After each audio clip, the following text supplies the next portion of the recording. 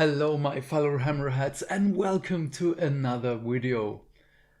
As I said in my last video, I'm too slow with the lore and badge painting videos, so these videos will be every other day, and this time I prepared this over a month ago, and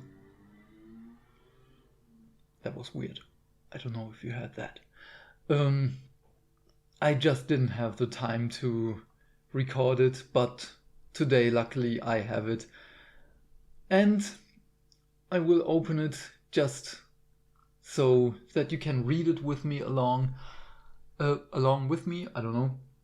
I like it because it's a bit more dynamic that way, and you don't have to struggle with my accent if I have one with specific words.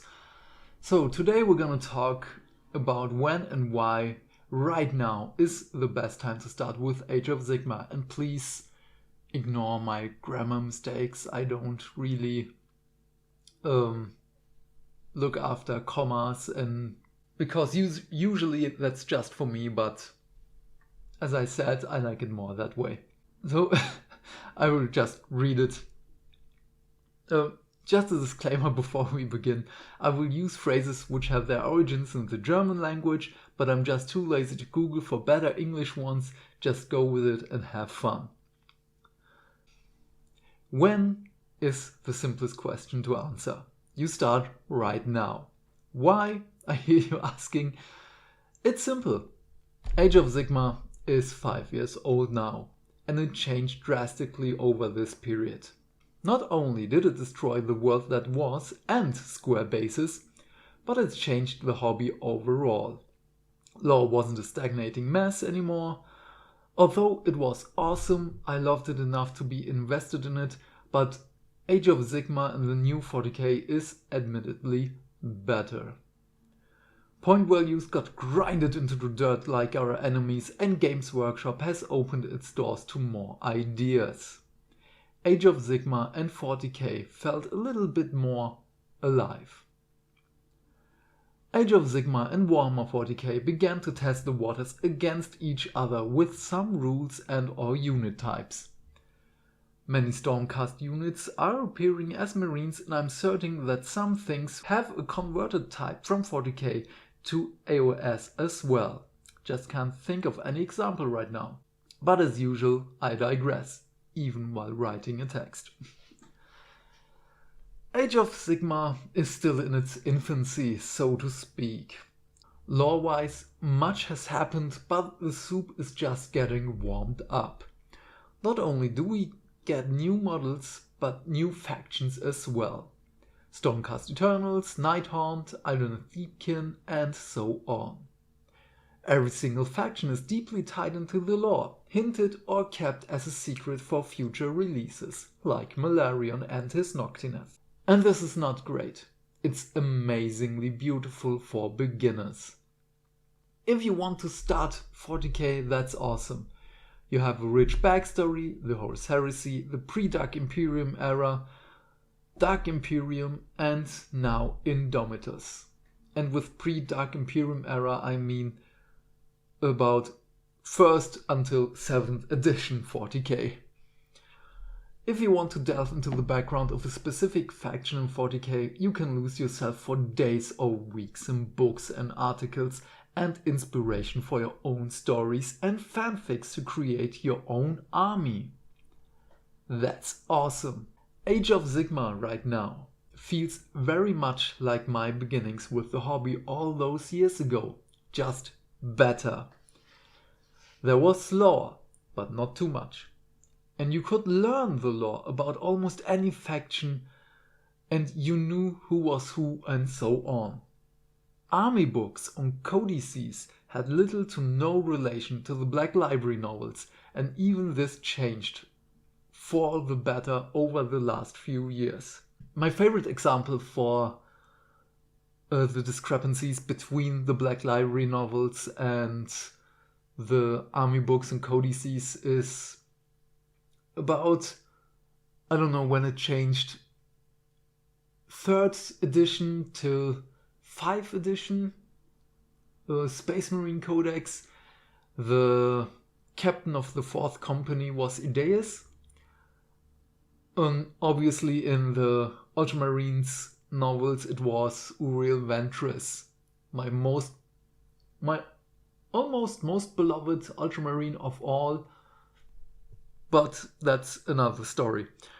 And there were many other things which were written in the Black Library novels, but not being mentioned or told in different ways in the army books.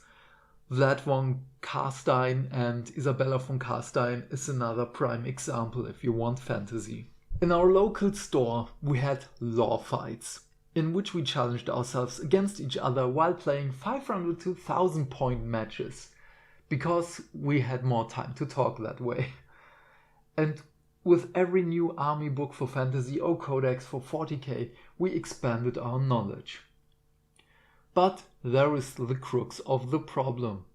We older fans and hobbyists knew the majority of the books, and when someone started with a faction, we kind of fell into our narratives. Dwarves hate elves, dark elves hate high elves, and so on. Army books were written with the biases of the race itself. An amazing and unique kind of a way to tell a story, so everybody had to put their knowledge into the pot to see what really happened. The War of the Beard is written with different origins in either the Dwarf, High Elf and Dark Elf books, and only the Sundering trilogy, was it, I believe, you got the real story, what happened back then, why the War of the Beard started. And that was great, because I believe it was about that time when the Black Library authors had their the go for, okay, you are now part of the official lore, because we need it. So, but the newcomers were understandably kinda overwhelmed. Nowadays there are memes about people trying to explain the lore of 40k because it's so much, but there are amazing channels like Luton, link down in the description. Back then there was no such things. The community was small, there were small reclusive clubs and sites on the internet, and so we taught the younglings of what we know about the lore. The rules were a bit simplified in comparison to 3rd and 4th edition of Fantasy Battles, but there were so much special rules. The younger players were again overwhelmed. Just in which order you had to throw your save rolls, battle shock, different kinds of bravery modifiers. Is your unit scared? Are they fearless? Are they oath-bound? And so on. Unit movement was great, but still a pain. The placement of a model on a base when bashing his friend over got incrementally harder in the years to come. Just imagine to set up Blood Knights or Chaos Knights onto a regular cavalry base while they had to stay in contact. Yeah, that was fun. Oldhammer fans, you remember Blood Knights?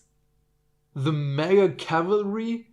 And please don't get me started with 10 models in a row for more attacks. And yes, I had a unit of 100 spearmen for my Dark Elves, because I had a Dark Elf sorceress with a sacrificial dagger. For every cast she could sacrifice one model to get an additional die to cast.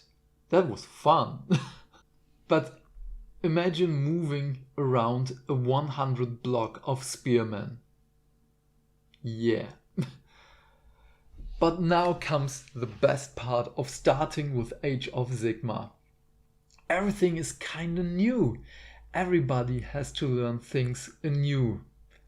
Sure, there are characters which appeared in the world that was, Sigmar, Nagash, Godrek, Alariel, Taglis, yada yada yada.